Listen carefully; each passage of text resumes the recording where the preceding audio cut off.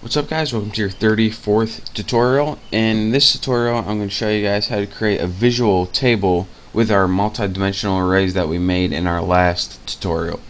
So let's go ahead and make a whole new method to do this, since it will be a lot easier.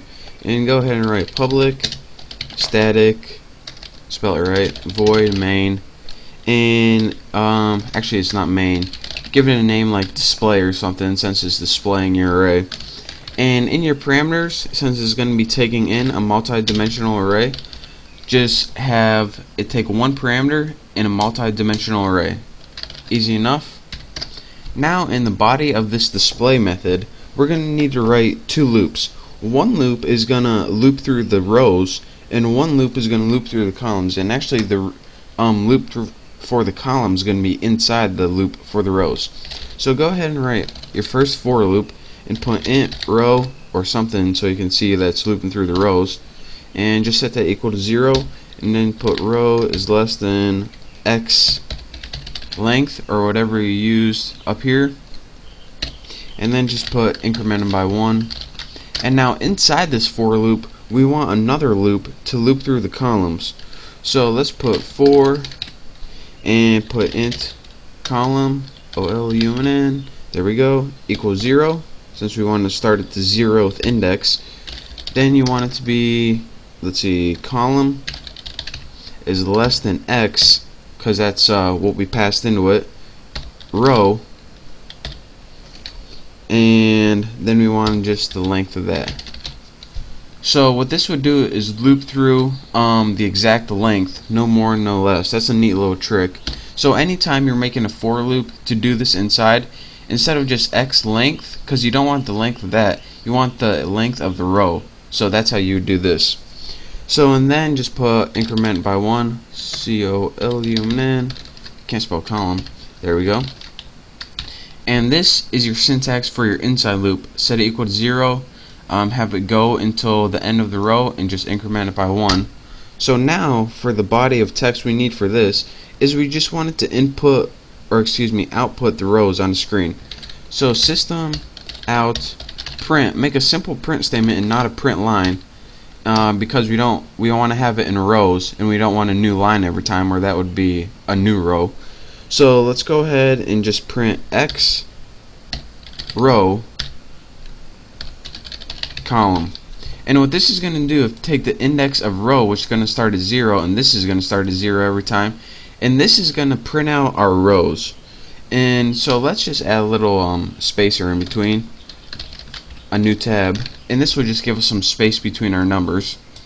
So now that we have another row, let's go ahead and just make a new line. So let's put system out print line.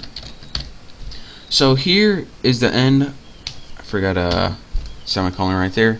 So here's what this method does. The first argument it takes is the row number, and the second argument it takes is the column number. It loops through it, and what this does right here is it just prints a row. And what this does is when you get to the end of the row, it's going to move down a new line, so you print a new row. If I didn't have this, it would print everything all on one row, and I don't want that, so that's why I added this. So now we have a couple arrays, and we have a method to print out those arrays. Let's make sure I got my curly brackets in right. There we go, should be good. So now I have arrays, a method to print out those arrays. Now let's actually call that method. So all we would do, let's make a print statement so we see what's going on. Print line, and just put something like, this is the first array.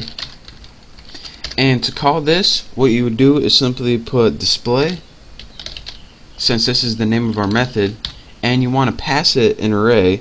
So let's go ahead and put first array, and again, you don't need, I spell array with 3 R's, yes I did. And again, you don't need to put any number of elements, since it already knows.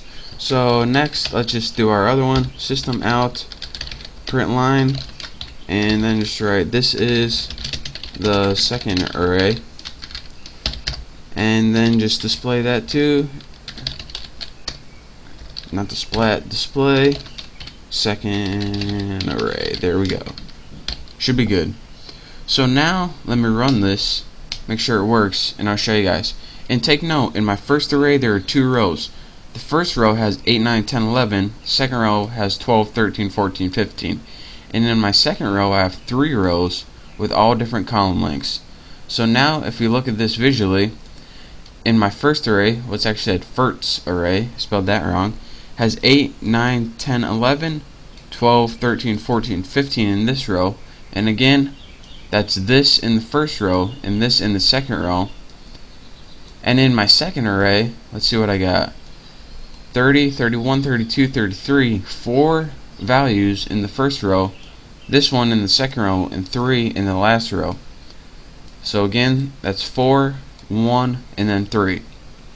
So that's how you print out visually your table in a multi-dimensional array. So let me explain to you guys one last time how this works, and hopefully this will clear some things up. We went and we had ahead and made some multi-dimensional arrays using our 2 square brackets and kind of putting arrays in an array. That's what a multi-dimensional array is. This calls the function, or the method, excuse me. And what the method is, or how it works, is this. This is just housekeeping stuff. We wanted to pass a multi-dimensional array. So we make a multi-dimensional array. We just name it X so we can use it in our method. So the first thing we do, this entire thing is a for statement right here, and this just loops through the rows, or the first ones, and inside that you need to loop through the columns, or the second one. And then we went ahead and just printed it out with spaces in between, and once we got to the end of a row we just printed a whole new line. So that is how you do that. And again, what we did right here was called making a visual table using a multi-dimensional array. So again, just copy exactly as I did, and once you type it for yourself you'll understand it a lot better. But for now, that's all I got for you for this tutorial. In the next tutorial, I'll probably do something a little bit easier but just as useful. So thank you guys for watching. I hope you subscribe to my channel, and don't forget to check out my next tutorial.